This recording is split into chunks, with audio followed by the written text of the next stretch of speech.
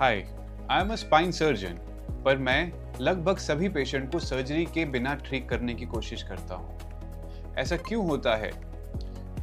India में एक trend बना हुआ है जहाँ पे जब भी देखा जाता है कि एमआरआई में छोटी सी भी डिस्क है तो सर्जरी कर दी जाए और उससे वो ठीक हो जाएगा। हाँ, ये ठीक है, ठीक हो सकता है पेशेंट, पर लगभग 90 से 95% पेशेंट जिसकी एमआरआई में डिस्क आता है या छोटी मोटी प्रॉब्लम आती है बिना सर्जरी के ठीक हो जाते हैं। ऐसा इसलिए होता है क्योंकि जो एमआरआई होता है और जो क्लिनिकल पिक्चर होती है वो हमेशा सेम नहीं होती है।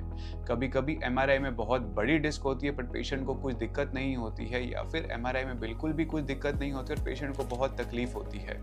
तो ऐसे में पेशेंट को ढंग से हिस्ट्री लेना, उसको एग्जामिनेशन करना और ये देखना कि सिम्टम्स कहाँ से आ रहे हैं वो ज़्यादा ज़रूरी है, बल्कि एमआरआई देख के ये बताना कि एमआरआई में डिस्क है और सर्जरी की नीड है। मेरी प्रैक्टिस के अंदर हम लगभग 90 टू 95% पेशेंट को बिना सर्जरी के ठीक करते हैं। तो यदि मेरे को एक दिन में 1 या 2 सर्जरी करनी है तो मेरे को 100 पेशेंट देखने होते हैं जिसके अंदर 1 या 2 पेशेंट को सर्जरी की वाकई में नीड होती है।